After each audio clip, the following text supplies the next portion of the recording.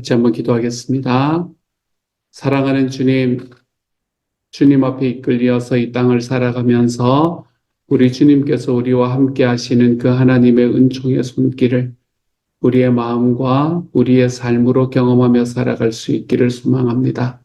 사랑하는 주님, 하나님께서 정말로 소원하시는 하나님의 길이 우리가 하나님 앞에 걸어가는 삶의 모든 순간순간마다 하나님 우리의 마음을 채우고 우리의 삶을 채울 수 있게 하여 주셔서 주님, 우리 주님을 쫓아 살아가는 삶의 기쁨이 하나님 우리의 삶에 가득하게 채워질 수 있는 하나님의 사람이 될 수 있도록 주여 도우시고 함께하여 주옵소서. 사랑하는 아버지, 오늘도 우리 주님께서 우리를 이끌어 가시는 그 이끄심에 우리의 삶을 드리고 우리의 마음을 드리고 하나님 앞에 한 걸음씩 걸어가 볼 수 있는 하나님의 사람 되도록 주여 도와주옵소서. 모든 말씀 우리 주님 예수님 이름으로 기도드립니다. 아멘. 하나님께서 우리에게 주시는 말씀 함께 읽습니다. 열왕기하 4장 8절부터 17절까지의 말씀입니다. 열왕기하 4장 8절부터 11절까지의 말씀입니다. 17절까지의 말씀입니다. 우리 같은 목소리를 함께 읽도록 하죠. 같이 읽습니다. 시작. 하루는 엘리야가 수넴에 이르렀더니 거기에 한 귀한 여인이 그를 강권하여 음식을 먹게 하였으므로 엘리사가 그곳을 지날 때마다 음식을 먹으러 그리로 들어갔더라. 여인이 그의 남편에게 이르되 항상 우리를 지나가는 이 사람은 하나님의 거룩한 사람인 줄을 내가 아노니 청하건대 우리가 그를 위하여 작은 방을 담 위에 만들고 침상과 책상과 의자와 촛대를 두사이다. 그가 우리에게 이르면 거기에 머물리이다 하였더라.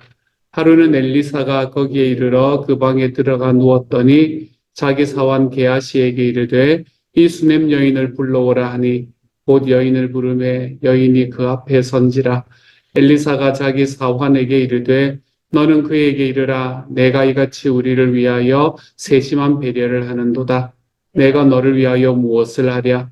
왕에게나 사령관에게 무슨 구할 것이 있느냐 하니 여인이 이르되 나는 내 백성 중에 거주하니이다 하니라. 엘리사가 이르되 그러면 그를 위하여 무엇을 하여야 할까 하니 게하시가 대답하되 참으로 이 여인은 아들이 없고 그 남편은 늙었나이다 하니 이르되 다시 부르라 하여 부르매 여인이 문에 서니라. 엘리사가 이르되 한 해가 지나 이때쯤에 내가 아들을 안으리라 하니 여인이 이르되 아니로소이다. 내 주 하나님의 사람이여 당신의 계집종을 속이지 마옵소서 하니라.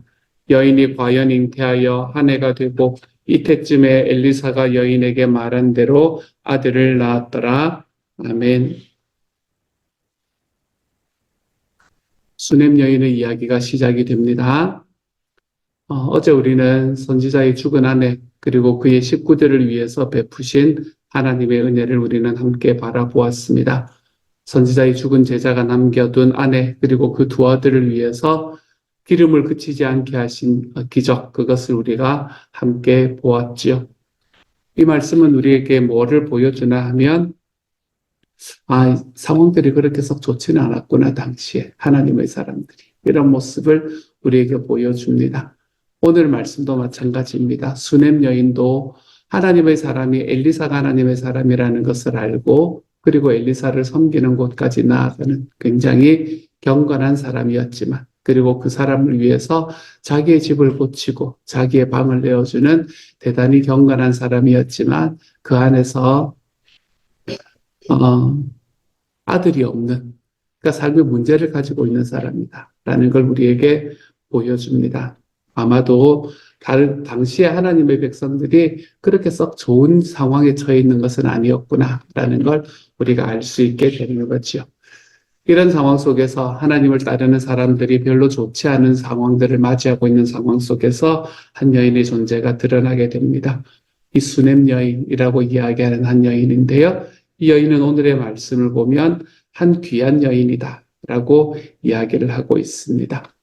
이 여인이 우리에게 딱 등장을 하고 그리고 그 사람의 스토리를 오늘부터 앞으로 며칠간 제가 내일 끝날지 모레 끝날지는 모르겠지만 우리가 함께 보게 될 겁니다.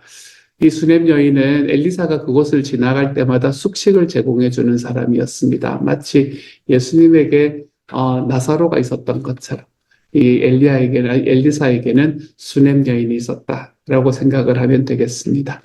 이 여인이 자기의 남편을 잘 꼬셔서 그녀가 엘리사를 위해서 자기 집에 방을 만들고 거기에 침상과 책상과 의자와 촛대를 두었다라고 이야기하는 이 10절의 말씀은 이 여인이 얼마나 세심하게 이 엘리사를 섬겼는가라는 것을 우리에게 보여주고 있습니다.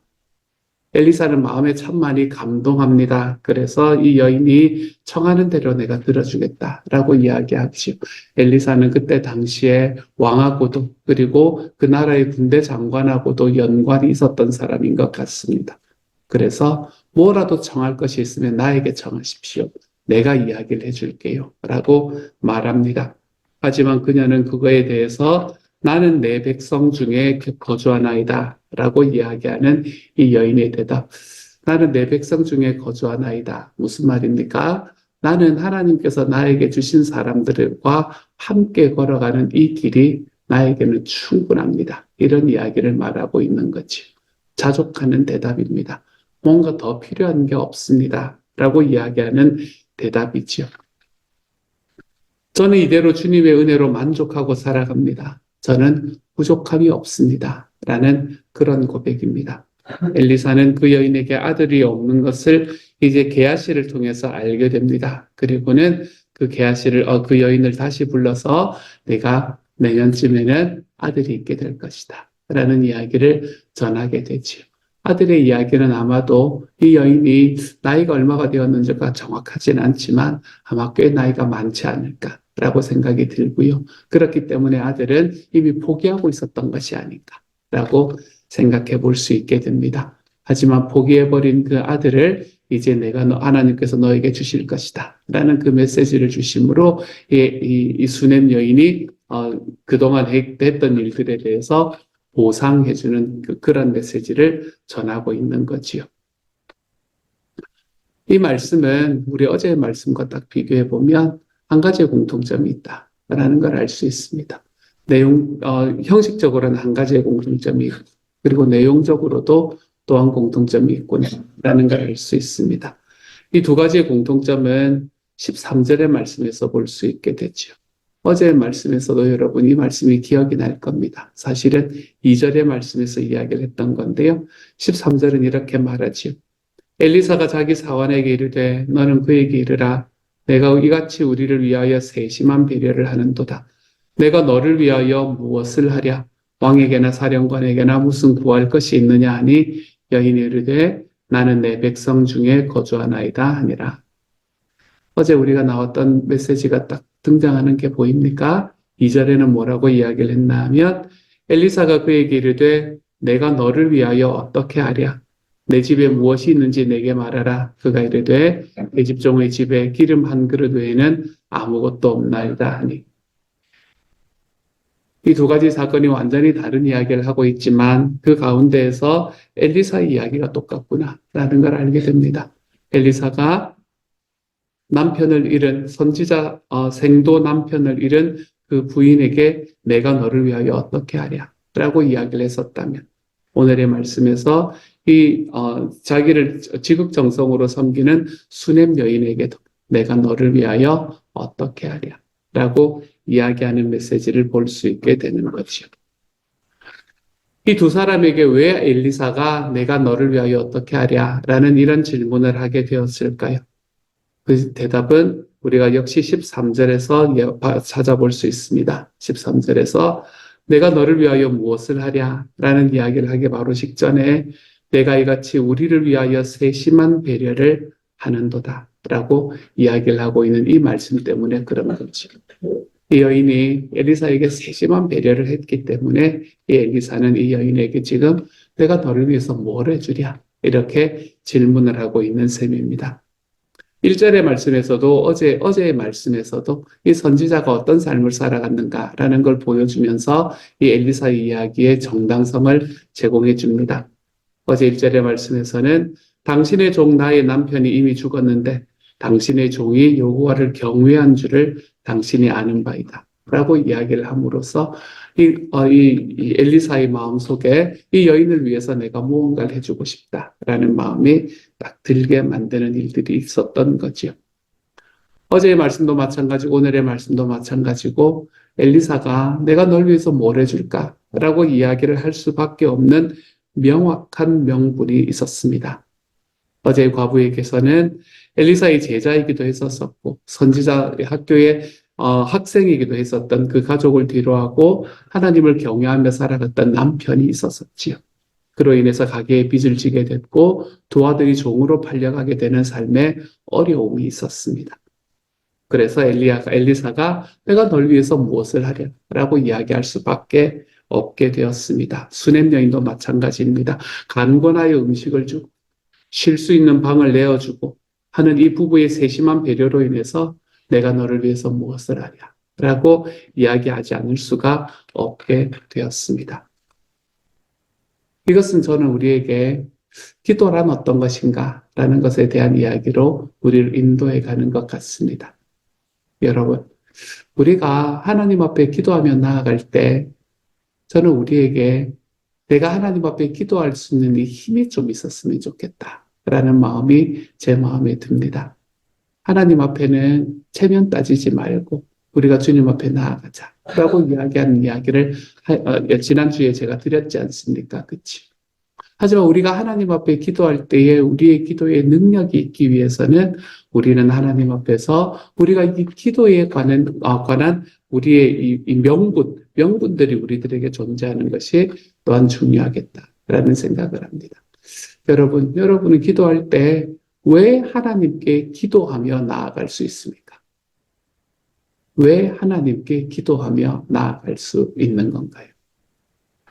그 첫 번째 이유는 우리는 하나님의 자녀라는 명분이 있기 때문에 우리는 하나님께 기도하며 나아갈 수 있습니다. 우리가 하나님의 자녀가 아니면 우리가 하나님께 기도하며 나아가는 것은 되게 엉뚱한 이야기입니다. 삶에 문제가 있고 어려움이 있을 때 옆집 아저씨한테 가가지고 아저씨 도와주세요 라고 이야기하는 거하고 비슷한 이야기입니다. 물론 그 옆집 아저씨가 마음이 넓고 굉장히 좋은 분이시라면 한두 번은 그렇게 이야기를 들어줄 수 있겠지만 삶이 정말 어렵고 힘든 순간순간마다 우리와 함께 있는 옆집 아저씨, 우리가 이걸 생각하는 것은 쉽지 않지 않습니까? 그렇죠? 우리가 하나님 앞에 나아갈 때 우리는 하나님의 자녀이다라는 이 명분이 있기 때문에 우리는 하나님께 기도하며 나아갈 수 있게 되는 겁니다.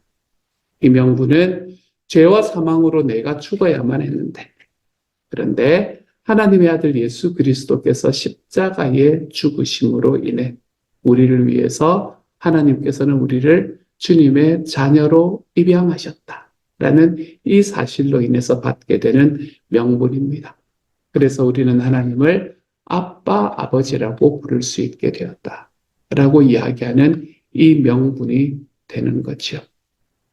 하나님이 우리의 아버지이시기 때문에 아버지는 우리를 위해서 필요한 것을 준비해 두시는 분이라는 것을 우리는 알고 있기 때문에 주님께 기도로 나아갈 수 있게 되는 겁니다.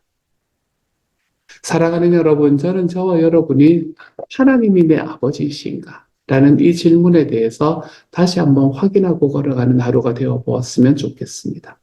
사랑하는 여러분, 하나님은 여러분의 아버지이십니까? 여러분의 마음으로도 그렇습니까? 또 하나를 질문을 할게요. 사랑하는 여러분, 하나님은 여러분의 아버지시라는 사실이 여러분에게는 어떤 크기로 자리 잡고 있습니까? 하나님이 내 아버지라는 사실이 고개 끄덕이며 그래, 그렇지, 이해되고 그리고 그것이 내 머릿속에 자리 잡히는 것도 중요한 일이지만 그것이 나에게는 어떤 의미로 다가오는가 라는 것 또한 우리들의 삶에서 대단히 중요한 이야기입니다. 하나님이 내 아버지이시기 때문에 나의 삶에 일어날 수 있는 일들은 어떤 일들입니까? 하나님이 내 아버지이시기 때문에 우리 삶에서 내가 힘을 얻고 살아갈 수 있는 공간은 어디입니까? 하나님이 내 아버지가 되신다라는 이 명분은 우리를 하나님께 떼쓰는 기도로 이끌어갈 수 있는 충분한 명분이 됩니다. 내가 하나님 앞에 하나님께서 내 아버지가 되신다라는 이 명분은 제가 어제 말씀드렸듯이 하나님께서는 나의 필요를 채우시는 분이시지만 내가 하나님 앞에 나의 욕심과 나의 욕망을 있는 그대로 투사하며 기도해도 된다라는 걸 이야기해 주는 겁니다. 하지만 우리가 그 앞에서 아버지가 나에게 주시는 것이 가장 최선의 것이라는 믿음과 확신만 있다면 말입니다. 하나님이 내 아버지다라는 이 사실은 여러분에게 어떤 의미입니까? 그냥 하나의 명제밖에는, 그냥 하나의 이 사실적인 팩트밖에는 되지 않는 겁니까? 아니면 그 사실이 여러분의 삶에 있는 어려움과 아픔에서부터 이끌어내어 여러분의 삶의 위로로 이끌어가는, 격려로 이끌어가는 능력이 되는 사실이 됩니까? 저는 하나님을 내가 아빠, 아버지라고 부를 수 있다라는 이 사실이 저와 여러분의 삶에 큰 위로가 될 수 있는 그런 하루가 될 수 있기를 소망합니다. 사랑하는 여러분, 하나님은 우리의 아버지가 되시기 위해서 자기의 가장 소중한 것을 희생해 주신 분이십니다. 하나님의 아들이신 예수 그리스도의 십자가의 희생을 따라서 우리가 하나님의 자녀가 되었다면, 여러분, 우리가 이 하나님의 자녀가 되었다는 이 특권을 우리의 삶에서 좀 기쁘고 행복하게 경험하며 살아가야 되지 않겠습니까? 난 하나님의 자녀다. So what? 여러분, 나는 하나님의 자녀다. So what? 이런 이야기들이 우리에게 아무런 의미가 없어지기 시작하면 우리가 주님의 자녀가 되어서 살아가는 것이 얼마나 의미가 없는 일이 될 수가 있겠습니까? 저는 지난달에 예수님 영접 모임에 들어오셔서 예수님을 영접하신 한 자매의 이야기를 잊을 수가 없습니다. 거기서 이제 그거 하고 난 다음에 예수님 영접하시고 난 다음에 그리고 바깥으로 나가셔서 차를 타시면서 노래를 부르시면서 걸어가셨다는 이야기를 잊을 수가 없습니다. 나는 예수 믿고 구원받았네. 나는 예수 믿고 구원받았지. 그런 노래를 부르면서 차로 걸어가셨다라는 이야기를 들으면서 하나님이 내 아버지가 되어주신다는 건 최소한 이 정도의 기쁨은 있는 거구나 라는 걸 다시 한번 생각하게 되었습니다. 하나님이 아버지가 되신다라는 사실을 우리는 교회에서 귀가 따갑도록 들어오기 때문에 어느 순간에 그 사실이 나에게 아무런 감흥이 없어질지 모릅니다. 하지만 기억하십시오, 여러분. 하나님은 우리의 아버지가 되어주시기 위해서 자기의 가장 소중한 것을 희생해 주신 분이 바로 내 하나님이라는 사실을, 그 아버지께서 저와 여러분을 그리고 우리와 함께 있는 누군가를 이제나 저제나 기다리시며 지금도 가슴으로 안고 걸어가시는 내 하나님이 되어주신다는 그 사실을 좀 기억해 보시기를 바랍니다. 그래서 오늘은 내 하나님께 나아가는데 우리에게 필요한 이 첫 번째 명분, 내가 하나님의 자녀가 되었습니다 라는 이 명분이 저와 여러분의 삶을 큰 기쁨으로 좀 이끌어가 볼 수 있는 하루가 되어갈 수 있기를 소망합니다. 저는 예전에 CCC라는 것을 했었습니다. 대학을 다닐 때 CCC에서 이제 열심히 사역을 했었던 때가 있었는데, 그때에 전체를 이끌어 가시던, 한국 CCC 전체를 이끌어 가시던 목사님이 김중곤 목사님이라는 분이셨습니다. 김중곤 목사님이라는 분이 이제 그 CCC 서울에 정동에 있는 정동 채플이라는 곳이 있었거든요. 그때는, 요즘에는 팔았다는 이야기를 들었지만 정동 채플이 있어서 그 채플에서 이제 주일날 예배를 드리고 있었는데, 거기에서 설교를 하실 때마다, 근데 그때 설교를 하셨었죠. 근데 그 설교를 하실 때마다 이분이 벌써 연세가 70살이 넘으셨을 때였습니다. 머리가 허옇게, 물론 제 머리도 허옇긴 하지만 어쨌든 머리가 허옇게 이렇게 서서 그곳에 서가지고 좀 꼬장꼬장하게 생기신 분이시거든. 몸이 성격이 아니고 몸이 이렇게 꼬장꼬장하게, 저처럼 옆으로 펑퍼짐하게 된 게 아니라 꼬장꼬장하게 생기신 분이셨거든. 그분이 앞에 이렇게 서셔서 설교를 하시는데 그리스도 예수님의 십자가 하면 우십니다. 저는 그게 다른 거는 기억이 하나도 안 납니다. 목사님 설교가 뭐 연세 많으셔서 말이 이렇게 막 현란하지도 않으셨고 뭐 그냥 굉장히 있는 그대로 굉장히 담백하게 설교를 하셨던 그런 분으로 기억을 하는데 근데 어쨌든 다른 설교는 잘 기억이 안 납니다. 하지만 그분이 하셨던 설교 중에서 잊을 수 없는 건 예수님의 십자가라는 이야기가 나올 때마다 우셨다는 사실. 나이가 70이 넘으셔가지고 거기에서 인생의 역경들이 얼마나 많았겠어요. 그렇죠? 그리고 우리나라에서 그가 하면서 한국 대학생 선교회라는 전국에서 대학생들이 뭐 매년 거의 15,000명씩, 2만 명씩 그렇게 있는 그 전체의 장으로 섬기고 계시는 그 자리에 서 있는 분이셨는데 사실은 누리면서 살아오신 분이었을 거 아니에요. 그런데 그분이 그리스도의 십자가라는 말이 나오기만 하면 우시는 거예요. 저는 그 모습이 너무너무 제 마음에 깊이 다가와 있습니다. 그리스도의 십자가가 나를 주님의 자녀로 만들었다. 그 예수 그리스도의 십자가가 내가 하나님께서 내 아버지가 될 수 있도록 만들었다. 하나님께서는 이런 그거를 치르시고 대가를 치르시고 우리에게 아버지 되심을 선택하셨는데 우리는 그 하나님의 아버지 되심이 어쩌면 나에게는 이제는 별 감흥을 주지 못하는 것으로 전락하고 있는 것은 아닌가. 우리가 다시 한번 돌아볼 수 있는 시간이 될 수 있기를 소망합니다. 사랑하는 여러분, 그리스도의 십자가가 하나님의 나의 아버지 되심이 내가 그분의 자녀됨이 우리의 삶 속에서 잊히지 못하는 수그러들지 않는 하나님의 은혜의 자리로 우리를 이끌어갈 수 있게 되는 하나님의 사람들이 되어 가시기를 우리 주님의 이름으로 축복합니다. 사랑하는 하나님, 하나님께서 은혜를 더하여 주셔서 감사합니다. 주님께서 우리에게 살아계시고 주님께서 우리와 함께 해 주십니다. 하나님께서 우리의 삶에 주시는 하나님의 은혜가 큽니다. 주님, 예수 그리스도의 십자가로 인해서 내가 하나님 앞에 하나님의 자녀가 될 수 있었다는 사실이 우리에게 하나님 그냥 하나의 지나가는 사실처럼 다가오는 것이 아니라 내 삶을 끝까지 붙들고 걸어갈 수 있는 하나님의 사람이 될 수 있도록 주님 도와주옵소서.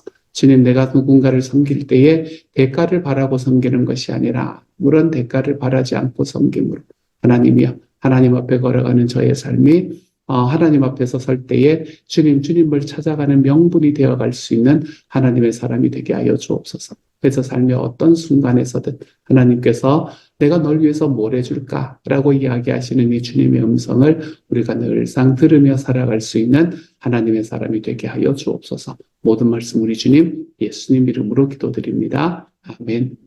하늘에 계신 우리 아버지의 이름을 거룩하게 하시며 아버지의 나라가 오게 하시며 아버지의 뜻이 하늘에서와 같이 땅에서도 이루어지게 하소서. 오늘 우리에게 일용할 양식을 주시고 우리가 우리에게 잘못한 사람을 용서하여 준 것 같이 우리 죄를 용서하여 주시고 우리를 시험에 빠지지 않게 하시고 악에서 구하소서. 나라와 권능과 영광이 영원히 아버지의 것입니다. 아멘.